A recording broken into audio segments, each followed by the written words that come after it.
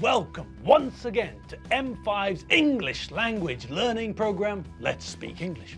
I'm Gav Duncan and I'm here on your TV screen to help you learn English. Now, are you sitting comfortably? Yes? Good. And are you ready for today's lesson? Yes? Good. Okay, well, let's learn English together.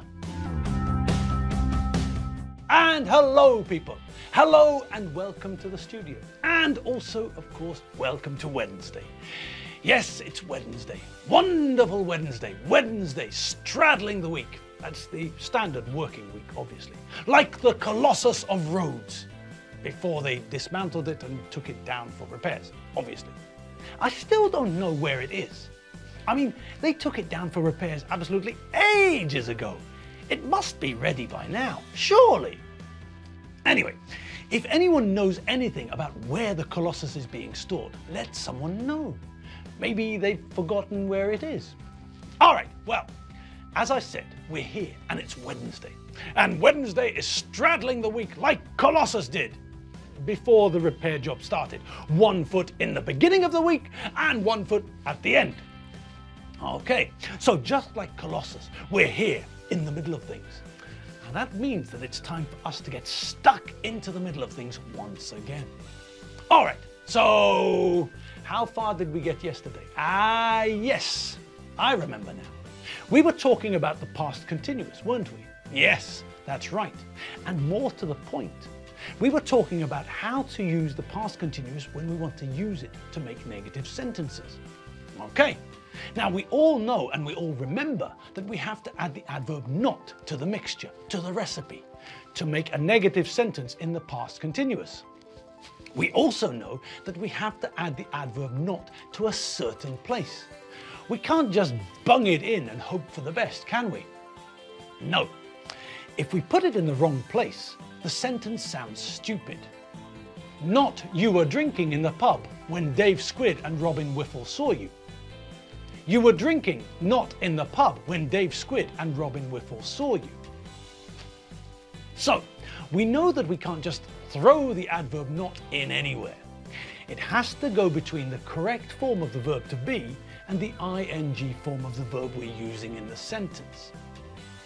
Okay, now, what about the difference that we notice? The difference between when we make negative sentences with the present continuous and when we make negative sentences with the past continuous.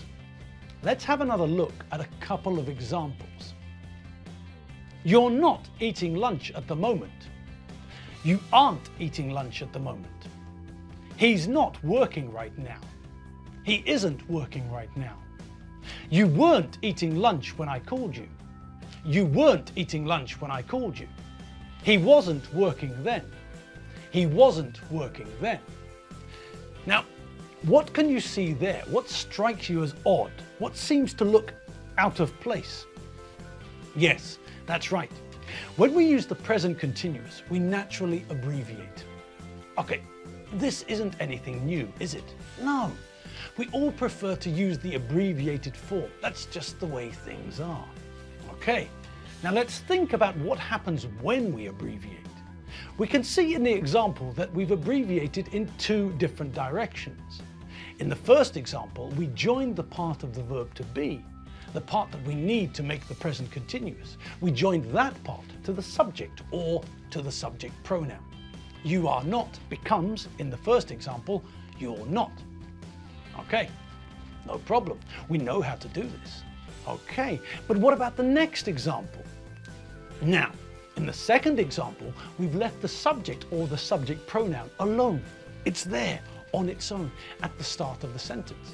And we've joined the adverb not to the correct form of the verb to be that we're using to make the present continuous. Okay, again, this is not a big deal, is it? No. We know that for most subjects, we can abbreviate in two directions. You're not or you aren't. He's not or he isn't. She's not or she isn't. It's not or it isn't. We're not or we aren't. You're not or you aren't. And they're not or they aren't. Fine. Ding dong. But as we saw there, and also as we already know, there's one subject where we can only abbreviate in one direction. Yes. When we're making a sentence using the first person singular, we can only join the correct form of the verb to be to the first person singular subject or subject pronoun. We never say amn't. It's just wrong. So when we're making a sentence using the first person singular, then it's always going to be I'm not, never I amn't.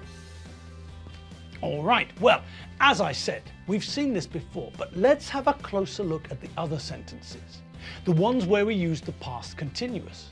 What can we see there? What did you notice? Oh yes, both of the sentences are the same, aren't they? When we look at the example sentence, it's repeated. Okay, so what does this tell us? Well, it shows us that when we're making negative sentences with the past continuous, we can only abbreviate in one direction. And which direction is that? Yes, that's right. With a negative sentence in the past continuous, we always leave the subject or the subject pronoun on its own. We never attach or connect the form of the verb to be to the subject or subject pronoun. If we abbreviate, we always leave the subject or subject pronoun on its own and join the adverb not to the correct form of the verb to be. It's always I wasn't eating, never I... Exactly. What? How would we join was to the subject or subject pronoun? How can we abbreviate was? It's impossible, isn't it? Yes. And what about the other subject pronoun? It's always you weren't, never... Never what? Can you see what the problem is? What happens when we abbreviate were? What do we get? Well, that's just it. We don't abbreviate were. If we tried to abbreviate were, then we would get what? Yes, that's right. The only logical abbreviation we could hope to get would be apostrophe RE. And that's no good, is it? No. And why exactly is that no good? Well, because that's what we get when we abbreviate are, one of the forms we get from the present simple form of the verb to be. And just imagine the chaos that we'd get if we used the same abbreviation for the present continuous and for the past continuous. Nobody would know when things happened. So, when we make the past continuous, we never abbreviate the form of the verb to be that we need to make the tense. With the past continuous, we always use the full form of the verb to be. We always use was and were. The only time we abbreviate, as we can see in the examples, is when we're making a negative sentence with the past continuous, and there, the only way we can abbreviate or make the sentence shorter is to abbreviate the adverb not and join it to the correct form of the verb to be.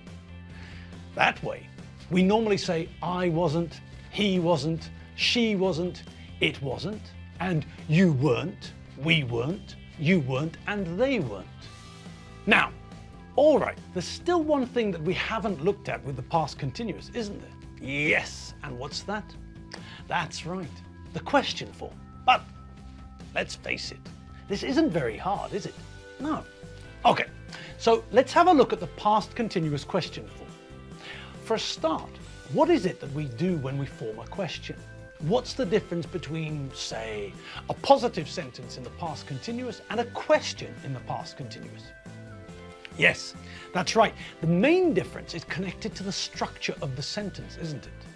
We all know that when we're making a positive sentence in the past continuous, we follow the pattern of subject, verb to be, ing form of verb, and then the rest of the sentence, like this. Pencil man was fighting French horn guy in the deserted street. They were fighting in the deserted street. So, that should be clear, is it? Yes, I thought so. All right, now, let's think about what happens when we turn those positive sentences into questions. What is it that we have to do? Yes, that's right. We have to swap the positions of two of the elements of the sentence, don't we? Yes, the subject and the correct form of the verb to be. When we make a positive sentence, we start with the subject or the subject pronoun, and follow that with the correct form of the verb to be. But when we want to ask a question, we change the position of these two elements. We swap them around. When we want to ask a question with the past continuous, we start with the correct form of the verb to be and then follow that with the subject and then the verb in the ing form, like this. Was Pencil Man fighting French horn guy in the deserted street? Were they fighting in the deserted street? So, that's clear, isn't it? Instead of starting with the subject, when we're making a question, we start with the verb to be, then follow the verb to be, the correct form of the verb to be that is, with the subject. Pencil man, for example, or the subject pronoun, he. After that, we get the ing form of the verb, in this case, fighting, and then comes the rest of the sentence, and finally, that very important question mark. We always need the question mark. Okay, so that's all clear, isn't it? I mean, it's not difficult, not for us. We've seen this all before. It's the same change in structure when we change a positive sentence into a question, isn't it? It's not important which tense we're using. Present simple, you are a doctor. Are you a doctor? Present continuous, he is playing tennis at the moment. Is he playing tennis at the moment? Past simple, they were at home. Were they at home? Past continuous, we were dancing when the lights went out. Were we dancing when the lights went out? Pretty simple, isn't it? Yes, all we have to remember is to swap the positions of the subject and the verb to be. That's all. And seeing as we're here, what happens when we want to change a positive sentence into a negative one? What happens then?